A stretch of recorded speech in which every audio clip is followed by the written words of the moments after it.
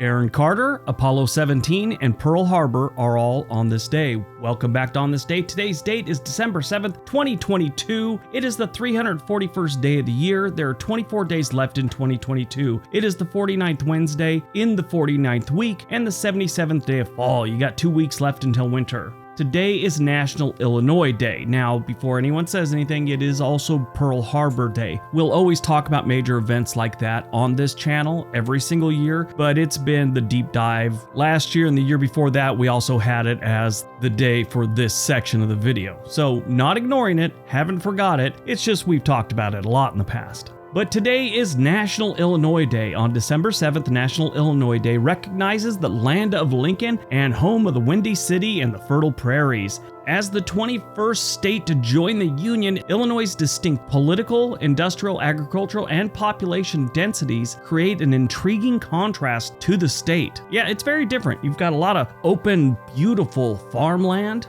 You've got a giant city like Chicago, and a history of some pretty weird politics. When farmers began to settle the Illinois prairie, they found thick soil that was challenging to sow. One Vermont blacksmith made the work easier with the invention of the steel plow that cut sod more effectively than previous tools. And the John Deere plow was born. While Ronald Reagan was the only president born in Illinois, Abraham Lincoln, Ulysses S. Grant, and Barack Obama all called Illinois home. All right, let's see what else December 7th has given us. 1917, World War I, the United States declares war on Austria. 1930, W1XAV in Boston, Massachusetts telecasts video from the CBS Radio Orchestra program, The Foxtrapper. The telecast also includes the first television advertisement in the United States. It was for I.J. Fox Furries.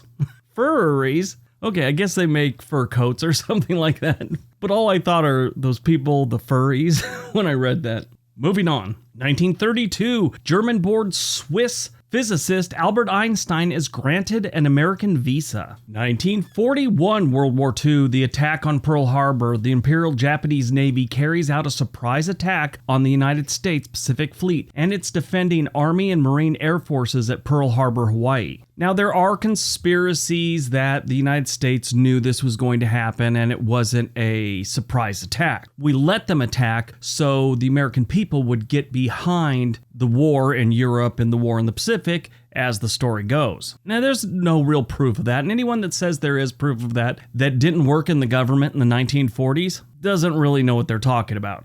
Now, what may have been a surprise were the other attacks besides Pearl Harbor. Yes, Pearl Harbor was the big one, but at the same time, Japan attacked several other locations: the Philippines, Guam, Wake Island, and on the British Empire in Malaya, Singapore, and Hong Kong. Now, Guam started on December 7th with a lot of air raids, things like that, and on the 8th, they actually landed on Guam with far more troops than Japan needed. A few days later, after attacking on the 7th at Wake Island, they tried to land on the 11th, but they were pushed back. The Americans had a few days to get their act together, and the Japanese weren't able to land. 1963, Instant Replay makes its debut during the Army-Navy football game in Philadelphia. 1972, the Apollo 17, the last Apollo mission, is launched. The crew takes the photograph known as the Blue Marble as they leave Earth. 1982, the Senior Road Tower collapses in less than 17 seconds. 5 workers on the tower are killed, and 3 workers in the building nearby are injured. 1995, the Galileo spacecraft arrives at Jupiter a little more than 6 years after it was launched by the Space Shuttle Atlantis during mission STS-34.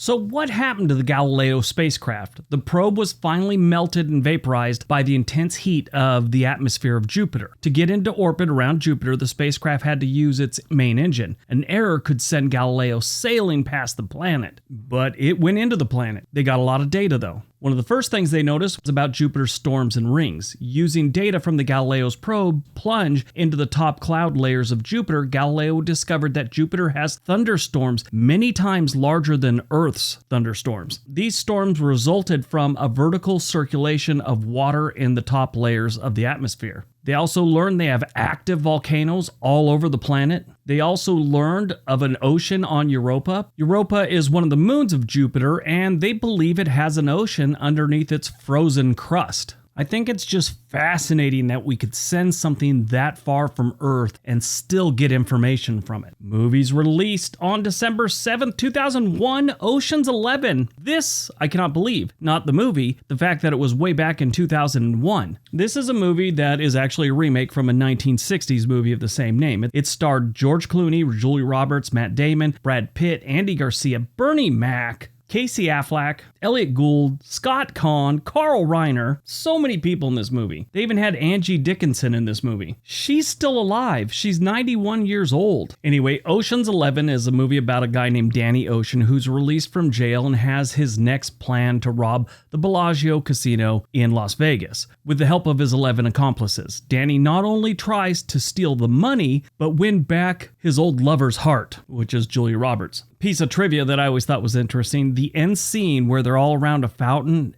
is somewhat improvised. Some of the actors left whenever they felt ready to walk away. The film is the first in the series. Born on December 7th, 1987, Aaron Carter, pop singer who released 5 albums in the pop and hip-hop genre and performed on Dancing with the Stars. His breakout single was I Want Candy. He was pushed into the entertainment business at a young age, a thing he admits regretting. Now, his brother was more popular, I guess you could say. His brother Nick Carter was in the boy band, the Backstreet Boys. You know, I wasn't into his music or anything like that, and I just thought he took a kind of a weird turn. I mean, he's a good-looking young man. You know, as he gets older, his popularity kind of wanes, and next thing you know, he's shown up in different things, and he's got face tattoos and all that stuff. Sadly, he just died this last November 5th, 2022. He was found dead in his bathtub by his housekeeper.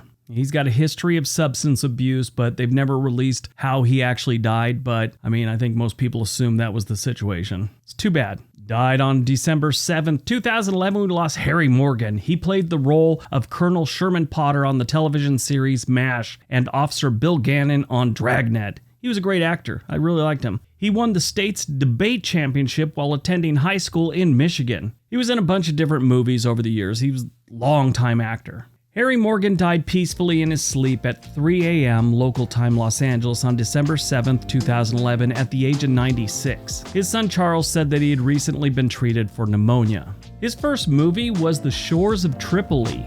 He played a guy named Mouthy, and that movie was in 1942.